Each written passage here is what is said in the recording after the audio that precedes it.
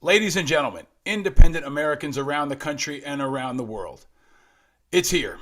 The war in Ukraine is on. We are, in my view, maybe already into what could be World War III. Many say we're on the verge of World War III. We are going to continue to keep the focus and try to add light to contrast to heat. And I can think of nobody better to help us through this moment than a returning champion, a friend of the show, a true voice of reason and insight and calm and thoughtfulness, just a fantastic person. The great and powerful Bianna Golodryga is back on Independent Americans. Welcome back, my friend. Well, great to be with you. Listen, I'll come back anytime for an intro like that. You really keep it hot. I like it. Well, it's hot. Yeah. It's hot, and you appreciate it. And in many ways, I'm sure you saw it coming. And I want to talk about, everything from the White House response to what's happening in Russia, to the American media coverage. Maybe we'll get into NATO. Your Twitter feed is a must for everyone right now. But I want to maybe bring it back to center like we always do on this show and ask you, last time you were here was May of last year. Where are you and how are you? I'm in New York. I'm exactly where I was when we last spoke. Things here in terms of just COVID and kids being in school and trying to get back into the pre-pandemic world. I feel like we are on the path towards that. And we're healthy, we're working, we're in school, we're a family unit, the kids are good. So from that perspective, and we're not at war here. So Mm, everything's relative. And given that, we always have to count our blessings. I'm taking my son to an Elton John concert tonight. So mm. it's something where, we appreciate everything we have. And it's really hard grappling these sort of two realities, given what's happening, across the world and a place that's really dear to my heart and where, my family comes from. So I know we'll get into all of that, but Yeah, I want to, and I feel like we all need a little more Elton John right now. So yeah. that's a good. I was going to ask you about this later, but maybe I'll front load it and ask you because you're a dedicated mom. You're focused on family. I had a friend ask me this weekend. We had family together to celebrate my son's third birthday, and you have this division in your mind where you're like, okay, I'm celebrating my kid's third birthday, and I know 3-year-olds are getting bombed in Kiev right now, right? So I just want to ask you, as someone who has seen so many sides of this, you've been around the world, you came here as a child. How do you talk to your young children about what's happening right now?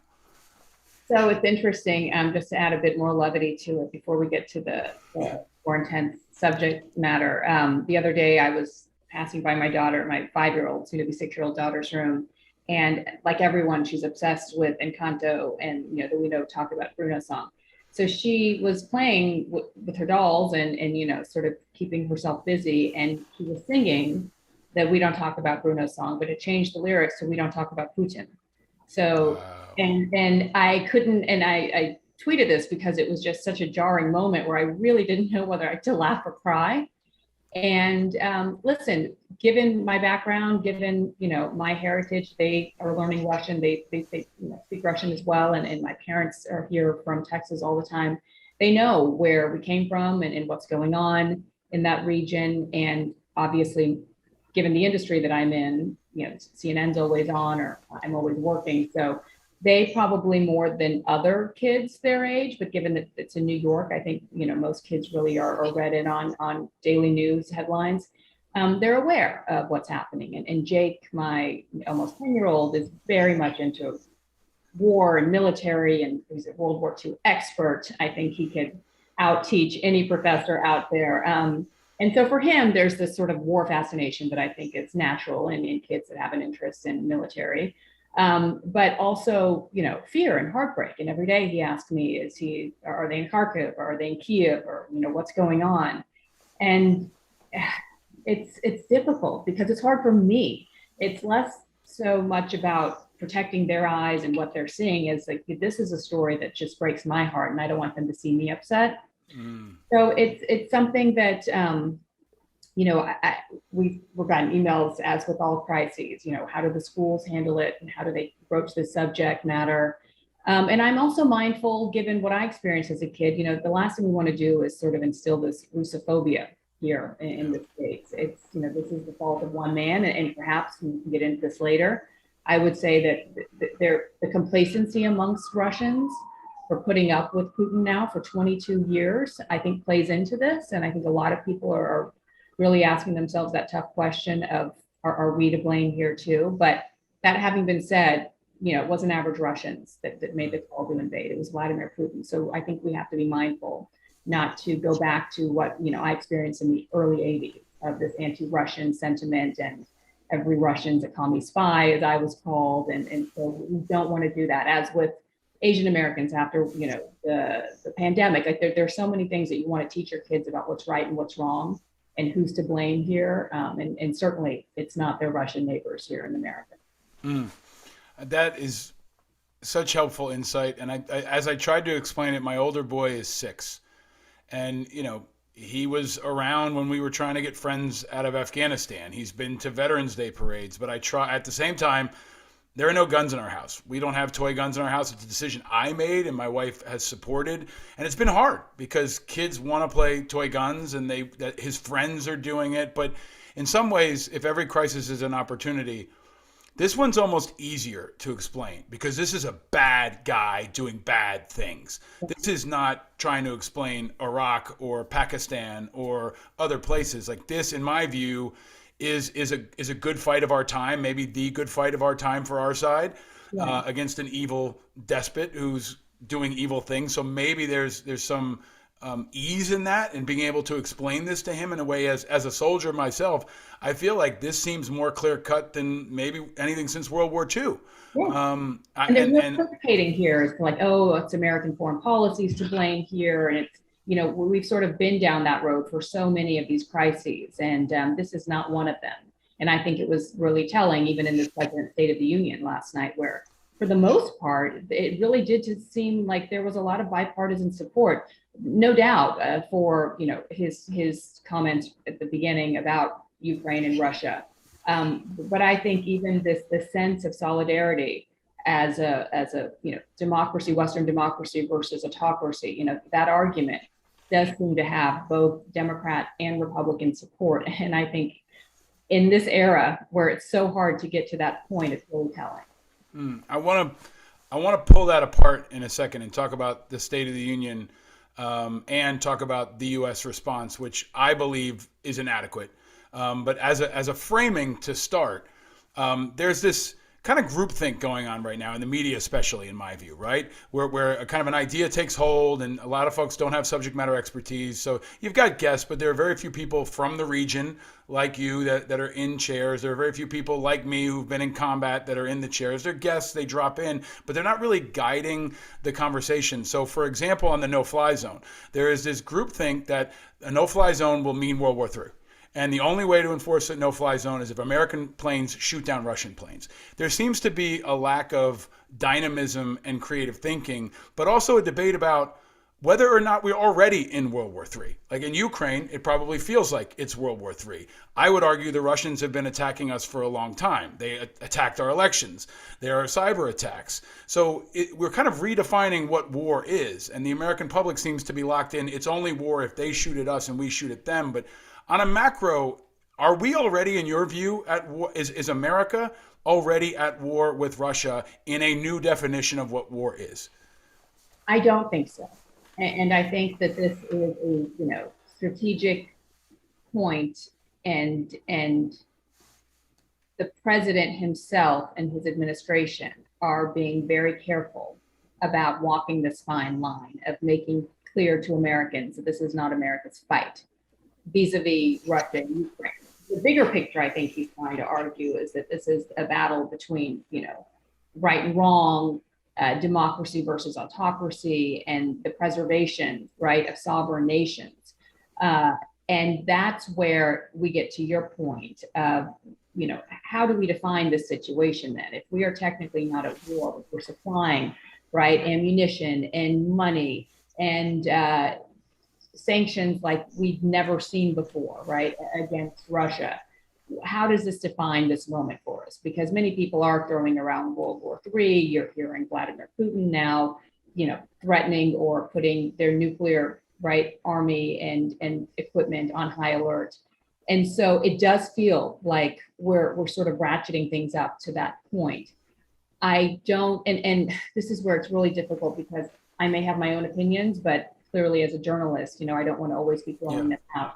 I don't know if if US boots should be on the ground there, right? I don't know the answer to that question because I know that involves a lot of American families having to make really difficult decisions. And that involves at some point getting Congress into the mix. And this becomes a very complicated situation.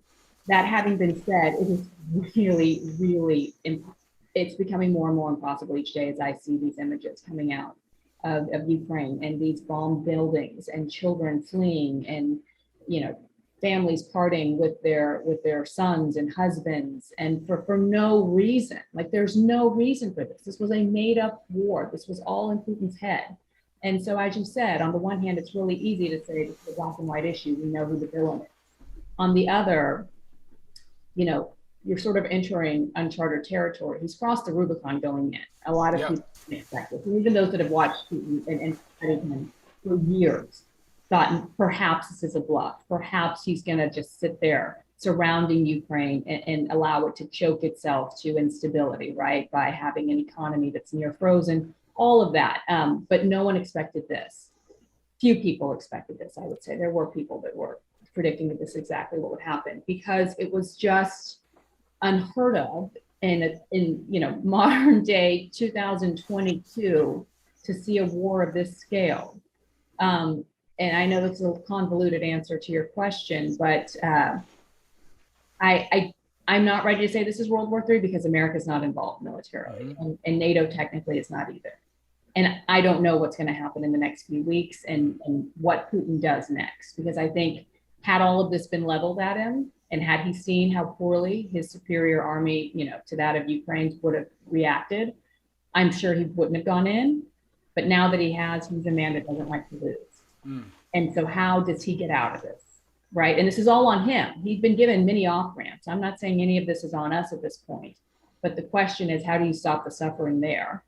And how do you get him out of the country? Yeah, and I appreciate your candor in there, right? And this is, when it first happened, my wife hadn't, initially been tracking on it like I had been. And I said, look, we've got to look at this because this could go a lot of ways. This could go in a way where our 6-year-old is drafted into this fight when he turns 18. Now that's worst case scenario, right? But there seems to be, at least especially in the cable media chatter sphere, this idea that we're talking about what he won't do instead of planning for what he could do. And now he has done it. And whether we know why or not, he's kind of a political suicide bomber in the same way Trump was, right? Like trying to rationalize it. There's an old saying, the story doesn't matter. Like he's there now, he's slaughtering civilians. It looks like he's not going to stop. And I think the question for me that really bears answering is if I'm in Ukraine, I don't need hopes and prayers. Sanctions are great. I need that convoy gone. I need the air assaults to stop dropping bombs. And I think there's a moment where the president missed a moment last night to frame this as a war. In my view, he said, okay, we're sending thoughts and prayers. We're doing a lot. And he's going to feel the hammer, but I'm not going to hit him. And I think that's what Putin is taking advantage of. And that's what the Taliban took advantage of. There's a feeling that America won't fight anymore. And America won't put their own kids into the fight. So I think the question is going to be put on us, well, when will we? Right? Yeah. Is it going to be when they cross into Poland? And it might be accidentally, right? Is it going to be when something else happens? And I think there's also this lack of creativity. Why can't Poland shoot down Russian MiGs? I guess it's because they'll say it's a NATO attack, but I'm looking at the NATO construct as outdated, right? And I think we're looking at a time in the world where the West is relying on these institutions. We're seeing Congress fail. We're seeing challenges to the World Bank, your areas of expertise. It feels like we're looking at like a bricks and mortar solution to a 2022 problem, and Putin is taking advantage of that and not abiding by the rules. So I just wonder how long we can keep that up. And I think Biden missed a chance to level with the American people and say what this was. And it comes on the back of Afghanistan, where in my view, we betrayed Afghanistan. We betrayed the people of Afghanistan. And now, in my view, we're leaving the Ukrainians out to dry. So I think there's a question about, will America have your back? If they won't put our kids in to fight, if we won't send in drones or enforce a no-fly zone, when will we? And so I ask you that because what is your view on how the Ukrainians feel about this right now, right? You hear Zelensky saying, I want a no-fly zone. He's begging for more, and he's very gracious, and he's amazingly charismatic. But they want fights right now. They're getting slaughtered, and their buddies are on the sidelines rooting them on, but they're not on the field. So can you break down how you think Ukraine feels in this moment? I mean, there's no doubt they feel abandoned. There's no other way to describe it. And thank goodness they have a leader as relentless, as strong, right, as patriotic, as commanding as Zelensky has proven to be. And he could have left that country easily, and many would have understood why. That having been said, he stayed. And I think that alone has instilled a new sense of morale and purpose, and sort of the fighting.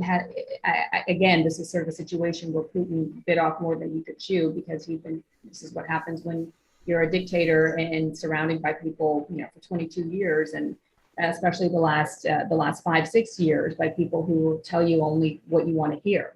So I'm not sure if he was told that the Ukrainians would have been welcoming them with open arms, or that their military was so, so weak compared to Russia's that this would have been over in a day.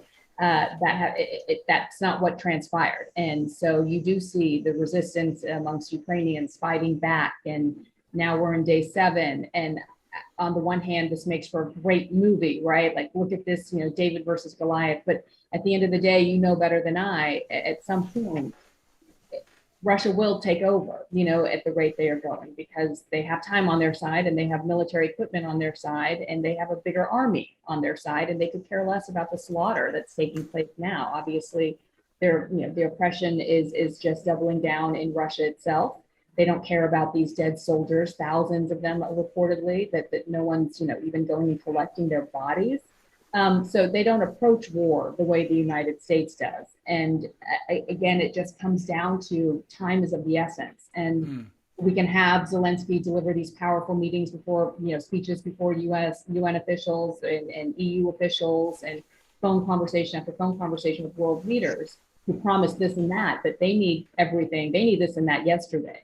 And I just don't know how long this can continue, and what happens when they do ultimately take Kyiv, right? And then what does the West do then? And this goes back to your point of leaving Afghanistan, and then the consequences of that. Perhaps Putin seeing that as an opportunity to go in, because clearly the U.S. will not keep troops in areas where many agree they should have stayed. And so why would they send troops to Ukraine? I'm sure that's what was going on in Vladimir Putin's mind as well. I don't think that he expected this type of response or these types of coordinated sanctions. That having been said, unfortunately, as I was talking to somebody like, oh, this should have been done before, preemptively, and he would have gone in. And I said, listen, realistically, no one would have done this if he hadn't gone in. That's just the way it is. It took him going in, it took him giving that absurd and horrifying speech about rewritten revisionist history in his mind of what Europe should look like, that frightened the hell out of everybody, including the Jews, who then came out and they're going to cancel Nord Stream 2. But, should we have kept the U.S. Embassy in Kyiv? Should we have taken, I think, there's still memories that haunt Americans about the withdrawal from Afghanistan, but what would have happened if we would have kept that embassy in Kyiv? What would have happened if we had some military experts and kept them there, right? Special forces in Kyiv and in Ukraine. Would Putin have gone in? I don't know. Maybe not. Yeah. I mean, we're dealing with a person who's playing by different rules. And we are constricting ourselves. We are constricting ourselves by our own rules, and I don't know if that can continue. I mean, it sounds like from last night's speech, Biden is okay with Ukraine looking like Afghanistan, letting the Taliban roll through, take the whole country, build a wall around it, slaughter people, put women in jail, crush the press. And right now, if I'm on the outside, it looks like that's what we're okay with. Like, we're not going to cross over. We're going to let him take Ukraine, and then we're going to wait till later. And I think that at some point we have to decide if you're dealing with an enemy who maybe not just didn't predict, but doesn't give a shit. Like, doesn't care if he loses soldiers. He's willing to pay a different price than we are. I keep looking at it like this suicide bomber comparison or a school shooting, right? The guy's in your school. He's shooting people. You can't just block the door. At some point, you've got to take out the shooter. And it doesn't have to be us. I think that's where I'm really stunned by the lack of creativity. Like, and maybe I'll ask you this. Who is going to step up, if not us? Like, we also assume we can control everything, which we can't. If this was Israel, it would have happened already, right? There are other actors in this space that we may not be able to control. So is it possible that someone can be a new forward edge of NATO? Maybe it's Poland, as an example, that will go further than the collective is willing to go, because I don't think it ends unless Putin's dead and two levels down. Now, that can come from us, that can come from inside, and maybe that's the most likely place it will come.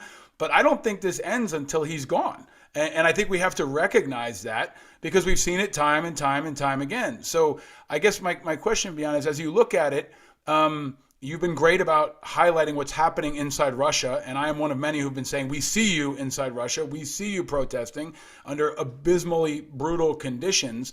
Where does this go, in your view? Right? Like, if Biden sets his place and says, we're holding the border, and Putin says, I'm going, does Kiev become a parking lot, and Putin just moves the border over? And will there be any kind of internal strife or insurrection, if you will, inside of Russia? Well, look, he's already got Belarus, effectively, right? And and now he's fighting for Ukraine, and who knows what comes next? Very well could be Moldova. There are already Russian forces where I'm from, and that, Moldova is Ukraine's neighbor to the west. And right after Moldova, there you have Romania, right? So you've got Belarus and Poland and Lithuania and Latvia, all three NATO members. Then you've got Moldova, which is really the only small sliver of a buffer between Romania. So there you are at NATO's door. So as much as Putin's been blaming the West for encroaching upon his territory going east, it looks like in reality what's happening is just the opposite. We could very well see Finland now want to join NATO, and rightly so, given where they are in their proximity to St. Petersburg in Russia. That having been said, and I was one who was very skeptical about, going after the oligarchs is going to bring Putin down. Maybe 5 years ago, 6 years ago, 10 years ago, that would have worked, given the symbiotic nature of their relationship. Today, in his mind, he's beholden to no one. And so what if those oligarchs, Putin for many things, and yes, he's corrupt, and arguably we don't know where his finances are, could be one of the richest men in the world, and clearly likes finer things in life. He's not one to travel to his yacht in Miami or St. Bart's, or, that's what the oligarchs and their families do. So in Putin's mind, he always at least publicly frowned upon that. He wanted people to go to doctors and, visit doctors inside Russia, go to schools inside Russia, right? Build your fortune and invest inside Russia, and he tolerated everyone living a life outside of the country. So in my mind, I didn't really understand why going after the oligarchs would put more pressure on him, to the point where he would reverse course. Obviously, there's pressure inside. This is the third day straight where the Russian stock market has not opened. I do think the Achilles heel here, and the one aspect internally, because I do think this all has to come internally, is the Russian people themselves. And yes, it is inspiring to see these people come out and protest. When you see children, behind cages, right, as they've joined their parents in protest, but we're talking about a few thousand people. Mm-hmm. We need daily hundreds of thousands of people out on the streets in Russia. Russia's the largest, land-wise, largest country in the world. 140 million people. You need hundreds of thousands of people out there protesting day in and day out on the street for this to really have a significant impact on him and their policies. And you don't see that. And you don't see that for a multitude of reasons. There is a fear factor. There has been massive oppression ever since, especially Navalny's return last year. There is as of today, no access to independent media now internally. There have been a few channels, some of my friends, really brave people working at the only remaining independent news source in Russia, they were just blocked and kicked out. And my friend said that the people who, the editors and their anchors, some of them have left the country in fear. So that's the Russia that Putin has created. And I think for there to be any sense of change and getting out and stopping this war now, or for Putin to be really, really frightened about his future, is to have hundreds of thousands of people on a daily basis out there protesting. And we're not seeing that. And so this is one of those situations where sending in US troops or sending in NATO fighters, I don't know where that leads to. I think it's a sign of weakness to have Putin and Lavrov constantly remind people that they have nuclear weapons. That's something that Jong-un does, right? These are so-called civilized diplomatic people all of a sudden throwing out nuclear, weapon terminology on a daily basis. So that worries. But it's working. It's working. What it's doing is scaring the American people from being engaged. Right, yeah. Like that's what I think is really like, what's the effect, right? And Putin is Putin going to use nukes or not? What he's done is scare the American people enough so they're saying we can't engage because of nukes. Mm-hmm. So this is like vintage Putin, right? I mean, this idea that we're going to get inside Putin's head. I mean, he doesn't think in the same way that the conventional civilian American who's watching the Kardashians thinks. I mean, he's going to shank you before you shank him. It's a prison yard, right? And that is what I think you can predict, that he will push into Moldova. He will push into anywhere else that NATO hasn't drawn a line. NATO fucked up, in my view, right? Like, they won't let them in, and now they want them to fight. So you're just basically drawing the lines for him. He's going to push all the way until those lines, and then he's going to remass his forces, and then we're going to play this again. Like, I don't think it's complicated to see where this goes. And I guess the question I have now, Bianna, is like, as we go through this, you've got a congressional election happening in the midterms. The Democrats will probably lose. Biden may not. Let's assume it goes on for another couple years, and maybe Biden loses, and maybe it's Trump or someone else. I mean, this can get a lot more dicey in the next couple of years. And what I want to focus in on is, do you think that the world really trusts us right now? I mean, Biden's here and he seems fragile. They know his approval ratings are low. Putin also could be playing the long game as he always had and say, I'm just going to wait Biden out.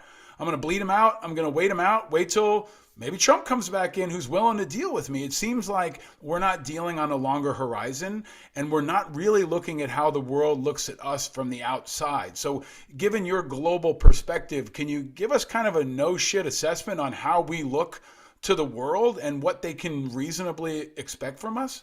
So I would say 1 weekend, tomorrow is the 1 week since Russia invaded. 1 weekend, I think that the world can look at the US and the West collectively, right, as having stepped up because of the unprecedented sanctions, the unanimity, right, in that joint collective decision going after Russia's central bank and the oligarchs and one company after another getting out of Russia. Even Lavrov today said something along the lines that, we expected massive sanctions, but nothing like this. And, then added, like, you can't go out. We didn't expect them to go after Russian athletes. Really, that's where your mind is. That having been said, that gets us to 1 week. And this fighting will no doubt continue. Right. And so once we've done the sort of shock and awe in terms of sanctions, what comes next? And that leads to your question of, are we going to continue to see massive sanctions lead to massive oppression and suffering within Russia, Putin doubling down, right, inside of Ukraine, going perhaps even further? Then you've got China just sitting out on the sidelines, sort of, obviously has become much closer with Russia recently, but has taken more of a neutral tone. Not condemning Russia, but calling for peace. But China, the other, big dog in China, the peacemaker now, right? Switzerland's right. sending troops, and China's going to be the peacemaker. China's just on the sidelines and trying to watch this out. I'm not sure if there's any positive here. I'm not sure there are any good notes that she can take away for whatever he may be thinking down the road with Taiwan, right? But I worry about what 2 to 3 weeks or 4 weeks or 4 months from now looks like, because as you know, just from a media perspective and the appetite that viewers have at home to following a story, they lose interest in attention after a while. So one weekend, all eyes are still on Ukraine and the region, and what's going to happen next. 4 weeks into midsummer, then I worry that just becomes a quagmire. People continue to die, and Putin just sits there. And look, Putin is almighty and powerful until he's not. And the question therein lies: there's no successor, and that's the situation there for a reason. He intended to do that. Even in the Soviet times, there was sort of the collective communist, party there that could step in and anoint someone else the same way China's had been structured until recently. Here you have no one. And so it literally would be an unprecedented change in dynamics for a world superpower that has more nukes than the United States, I believe. Mm-hmm. It's 1,000, it's a couple of hundred. Mm-hmm. But that's what I worry about, because obviously no one knows what Putin's going to do next. Anyone who thought they could read his mind going into this clearly was proven wrong. And we've never really seen him quite in a situation with his back against the wall to this degree. But again, I think that the most damaging and the step that would make him most fearful of whatever he's doing now has to come internally. It has to come organically from Russian people. Yeah. It has to come from families demanding that their sons come home. It has to come from families demanding to know their sons' whereabouts, right?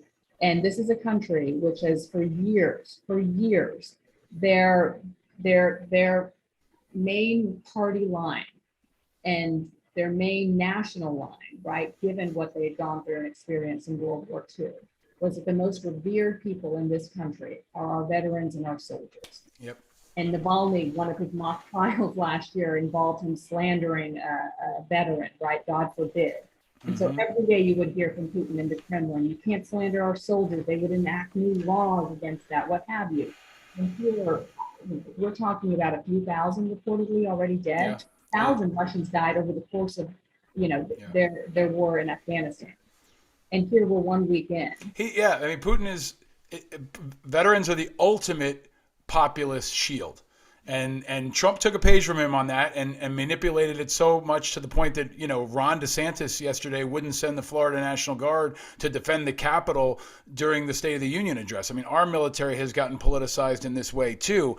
And on the flip side, you've got American veterans who are, again, saying, we're not going to wait for our government. We're going to fight. I have friends that are going, many more friends that will go on the way. And they say, Ukraine, they're going to go. Yeah, they're going to Ukraine. They will go to Ukraine. They will stand with Zelensky. They will fight the good fight.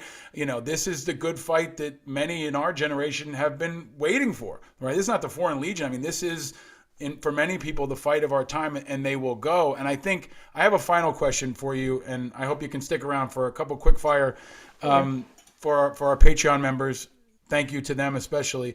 But I guess I played on the show 2 weeks ago the Sting song, "The Russians," right? And Sting basically says, I hope the Russians love their children too. What if Putin doesn't? Right? Like, that's what we've got here. Is Putin doesn't give a shit, and people are expendable, and he's willing to take a level of casualties that we cannot even comprehend and still maintain control. So, there will be uprisings, there can be attacks on his life, but he will continue to pay a price that we will not pay. And I think he's counting on that. And that's a part of the calculation that I don't think Biden has leveled with the American people about. So when I look at the scenario you're talking about where this continues to unfold and maybe Americans start to lose interest, I think the biggest underestimation is how good the Ukrainians have been at social media and how good they are at storytelling and how good Zelensky has been at telling this story. And even if he dies, right, then it becomes even bigger. There's a mastery of the global communication strategy that is, in my view, maybe the most impressive. That's where I think they're winning. And this has become the world's greatest reality show. And every week there's a new story, whether it's Snake Island or like a figure skater with an AK. And no shit, they're white people, right? And so there's a connection there that I think is going to make this all different, in that this seems like it's going to be, even more than the pandemic or anything else, a compelling story of our time. So my real final question for you, Bianna, because you're so good at telling these stories and elevating these issues, what is America missing right now?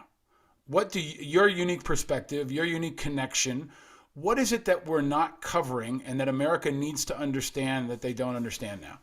About this war? About all of it. Yeah. Yeah. Look, I think, again, in terms of, let's break it into what does it mean for me economically, right? For my pocketbook, for my family here at home. You're seeing gas prices and oil prices go through the roof again, because we are in an unprecedented time, right? No one expected Vladimir Putin to do this. At some point, he will retaliate. Now, listen, we have a lot more leverage given that he, for 22 years, has presided over a single track economy, and that is a commodities-based economy in arms, right? Those are their two largest exports. But they do provide 40% of gas, right, to Europe, and a massive disruption there. What happens if they just cut off the gas supply there? He hasn't responded. He hasn't done that yet. That could easily happen. What happens if we have massive cyber attacks here, which obviously we've seen what they're capable of doing going back to the election and ever since. They're very good at that too. And obviously our own intel agencies and our national security experts have been warning us to expect that, and warning, U.S. companies, commercial and government, right, and federal agencies to step up. What happens if, all of a sudden you're not able to log into your laptop at home? What happens if, there are certain aspects of life that Americans have come to, expect and enjoy and depend upon that may change over the course of the next few months, depending on, what pressure Vladimir Putin is under and how he feels he can retaliate. So that's one. Two, in this idea of good versus bad, right versus wrong, seeing what's taking place thousands of miles away, where you have a country just for no reason other than sheer greed and anger and hatred and warped mentality on what history was and what history should teach us about the future, has decided to invade a sovereign democratic nation. And that in and of itself, many Americans who especially study American history can appreciate. And when we talk about fighting for democracy, when we talk about fighting for this country, what makes this country so unique, why this is a nation of immigrants, why my parents left, an oppressive regime in the USSR to come here, was to live up to that pledge and to that idea of what is America. And you're seeing firsthand, from, thank goodness we have technology that can give us access to what's happening on the ground there, what's going on to a country where just a week ago, you remember we were talking to our reporters on the ground, they're like, Thieves, everything's calm here. People are at cafes, people are going to school, people are, and now you're seeing them, in shelters, hiding from bombs in subways. And it harkens back to images that we've seen from World War II. And we are a nation, we are the most charitable nation in the world, just financially speaking. We feed and clothe more people than any other nation in the world. Look at how much money China has. Their economy will soon surpass us. They don't do any of that. So given our place and the responsibility in the world, if we want to maintain it, this is the best opportunity that the United States collectively with the West, but the US as the leader, has to show that, listen, we're going to be creative here, and maybe we don't send in thousands of troops to fight Russians because we don't want a nuclear war. But we're going to do everything in our power, aside from just preaching, and wearing yellow and blue clothing and insignia, to show that we will wear Putin down. And I think that message needs to be sent loud and clear every day. And I think even in schools, again, remember how we began. We want to make sure that this doesn't lead to Russophobia, because there will be a day where Putin is not the leader of Russia. And we want to be better prepared for a Russia that is a member of the global community, that is a thriving country without a leader like that. And we don't want Russia to experience what they did at the fall of the Soviet Union, right?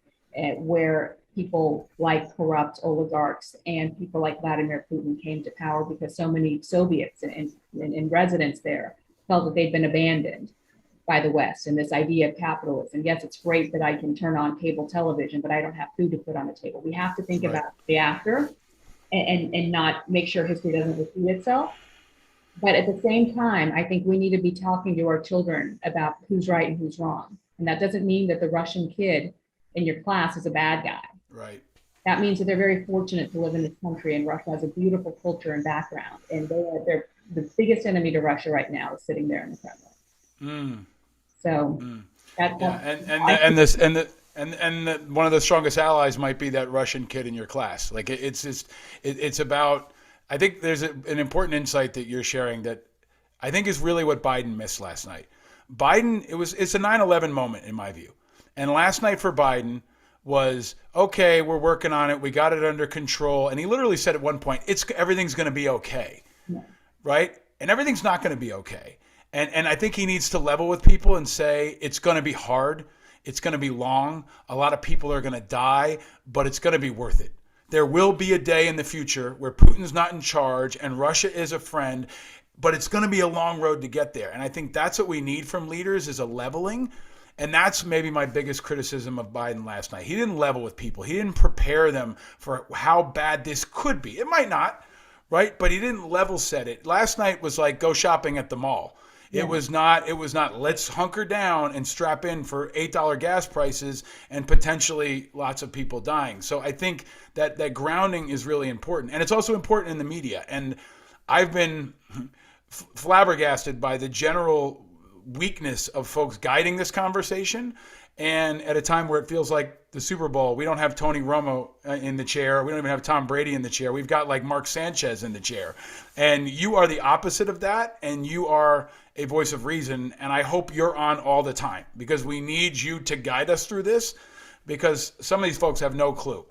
and you do. You understand it from all sides, and I think the country needs you and your voice and your perspective and your ability to see it from so many ways and places more than ever. You continue to be an amazing American success story and a leader and someone our kids can look up to. So I am grateful for your wisdom and your time and your focus and your discipline. You've got great discipline, and we're going to need you in the days to come more than ever. Well, thank you. I could say the same to you, and we need you and your knowledge and your expertise, right, and your passion about what's right and what's wrong, and speaking out. So I'm such a big fan of yours, and I think you do your viewers and really this country such a great service, whether it's talking about our vets and caring for them and whatever's taking place, on our shores here and in America and our country and what's going on around the world. You're a gift. So thank you. Wow.